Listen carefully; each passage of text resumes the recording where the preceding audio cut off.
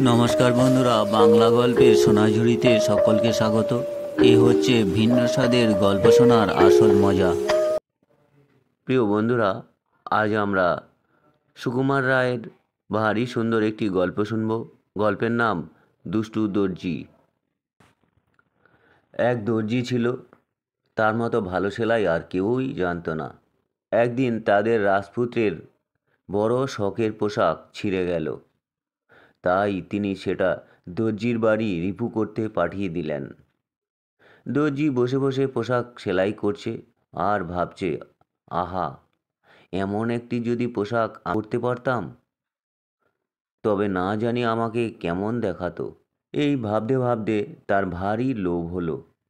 আস্তে আস্তে পোশাকটা তুলে গায়ে দিল, তারপরে আয়নার সামনে ধরে বলল, বাহ, এ যে ঠিক রাজপুত্রের মতো দেখাচ্ছে। এখন আমাকে দেখে কে দর্জি ছেলে বলবে? এই না বলে সে বাক্স থেকে তার পুঁজিপাটা বের করে রাতারাতি চুপচাপ দেশ ছেড়ে পালিয়ে গেল। সে যেখানে যায় তার সুন্দর চেহারা আর দামি পোশাক দেখে লোকে মনে করে সে নিশ্চয়ই কোনো রাজার ছেলে হবে। চলতে চলতে একদিন তারই বয়সী এক লোকের সঙ্গে তার আলাপ হলো। সে লোকটি বলল, আমি সুলতানের ছেলে, আমার নাম ওমার। আমার জন্মের সময় গণক বলেছিল যে 20 বছর পর্যন্ত নিজের রাজ্যে থাকলে ভয়ানক বিপদ হতে পারে। সেই জন্য বাবা আমাকে মামাবাড়ি পাঠিয়ে দিয়েছিলেন। সেখানেই আমি মানুষ হয়েছি। এখন 20 বছর হয়ে গিয়েছে, তাই দেশে ফিরে যাচ্ছি। দর্জি জিজ্ঞাসা করল, আচ্ছা, তুমি তো বড় হয়ে সেখানে কখনোই যাওনি, তবে কি করে চিনবে? ওমার বলল, এই রাস্তা ধরে কিছুক্ষণ গেলে একটা মসজিদ দেখা যাবে। সেখানে আমার বাবা আমার জন্য অপেক্ষা করবেন। এই যে তলোয়ার দেখছো, এটা মামা দিয়েছেন। তার সঙ্গে বাবার এই কথা আছে যে এই তলোয়ার দেখিয়ে আমি বলবো, যার আশায় বসে আছেন আমিই সে। আর বাবা উত্তর দেবেন, আল্লাহ তোমার মঙ্গল করুন। তাহলেই চেনা যাবে। এই রকম গল্প করতে করতে দুজনে একটা সরাইখানায় ঢুকলো। সেখানে খেয়ে দেয়ে দুজনে শুয়ে রইল। দর্জির কিন্তু সারা রাত ঘুম হলো না। সে ভোর হতে না হতেই উঠে ওমারের তলোয়ারটি নিয়ে চুপচাপ সেখান থেকে পালিয়ে গেল। খানিক দূরে গিয়ে দর্জি দেখতে পেল একটা মস্ত মসজিদের সামনে অনেক লোকজন দাঁড়িয়ে আছে। তাদের মাঝখানে একজন বুড়ো লোক বসে আছেন। তার চেহারা আর পোশাক দেখে সে বুঝল নিশ্চয়ই ইনি সুলতান। সে সোজা গিয়ে পায়ের কাছে তলোয়ারটি রেখে সেলাম করে বলল, যার আশায় আপনি বসে আছেন আমিই সে। অমনি সুলতান তাকে বুকে জড়িয়ে ধরে বললেন, আল্লাহ তোমার মঙ্গল করুন। সঙ্গের লোকেরা তখন আনন্দে কোলাহল করতে করতে বাড়ি যাবার আয়োজন করতে লাগলো। এমন সময় ওমার হাঁপাতে হাঁপাতে সেইখানে এসে হাজির। সে চিৎকার করে বলল, ওর কথা শোনো না, ও একটা জোচ্চোর, আমি আসল সুলতানের ছেলে।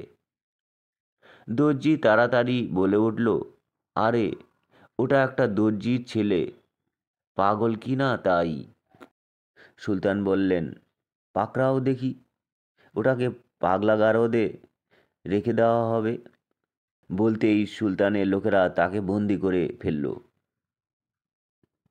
সকালে বাড়ি পৌঁছতেই তো সুলতানা ছুটে এলেন, কিন্তু দর্জিকে দেখেই তিনি কাঁদো কাঁদো হয়ে বললেন, এ তো আমার ছেলে নয়, তার তো এরকম চেহারা ছিল না। সুলতান বললেন, আরে, কচি ছেলের মুখ কি আর তেমনিই থাকে? বড় হয়ে চেহারা বদলে গেছে। সুলতানা বললেন, না না, আমি কতবার আমার ছেলের মুখ স্বপ্নে দেখেছি, সে মুখ মোটেই এরকম নয়। এমন সময় ওমার প্রহরীদের হাত ছাড়িয়ে এসে একেবারে সুলতানার পায়ে পড়ল। আমি আপনার ছেলে, ও লোকটা জোচ্চোর। তাকে দেখতে সুলতানা চেঁচিয়ে উঠলেন, ওগো এই তো আমার ছেলে, একেই আমি স্বপ্নে দেখেছি। তখন সুলতানের ভারী রাগ হলো। তিনি ওমারকে ধরে তখনই পাগলাগারদে রাখতে হুকুম দিলেন। সুলতানা আর কি করবেন, তিনি ঘরে বসে বসে খাওয়া দাওয়া ছেড়ে রাত দিন কাঁদতে লাগলেন। কাঁদতে কাঁদতে হঠাৎ তার মাথায় এক বুদ্ধি জোগালো। আমার একটা শখ হয়েছে যে তোমার ছেলেকে আর ওই পাগলা দর্জিকে দুটো ওড়না বুনতে দেব। যারটা ভালো হবে সেটাই আমার জন্মদিনে গায়ে দেব। সুলতান বললেন, সে তো বেশ ভালো কথা। তারপর দর্জি আর ওমার দুজনকেই সূচ, সুতো, জরি, রেশম এসব দিয়ে সুলতানা বললেন, আমাকে সুন্দর একখানা ওড়না বানিয়ে দিতে হবে। দর্জির ছেলে ভাবল, সুলতানা আমার উপর চটে আছেন, এইবার তাকে খুশি করতেই হবে। তাই সে খুব যত্ন করে সোনালি রূপলি ফুল পাতা একে চমৎকার একটি ওড়না বানালো।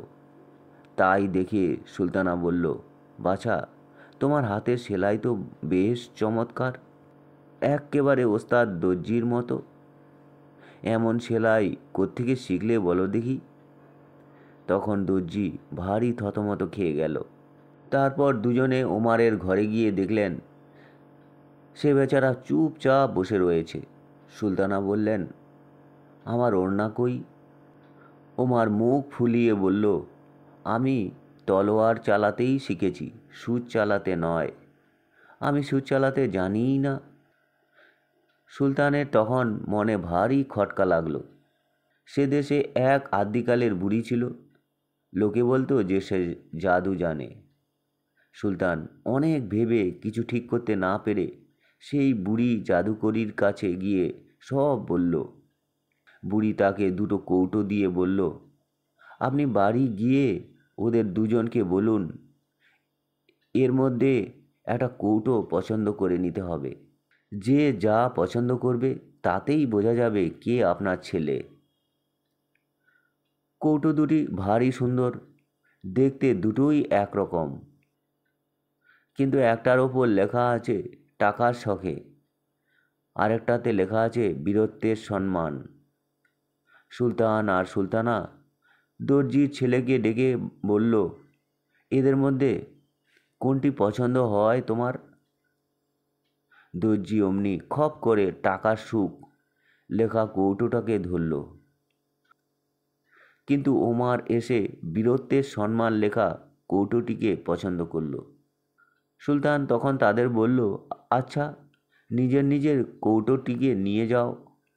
যেই কৌটো দুটো হাতে নেওয়া অমনি ফট করে তার ঢাকনা খুলে গেল।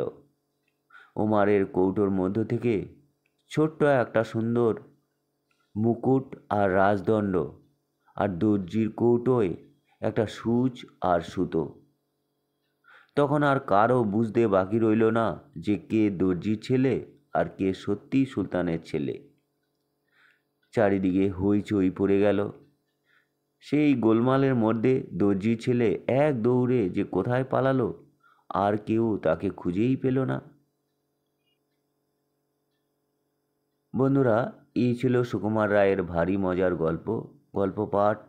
আপনাদের যদি ভালো লাগে চ্যানেলটির সঙ্গে থাকবেন, সাবস্ক্রাইব করবেন। সকলে ভালো থাকবেন, ধন্যবাদ।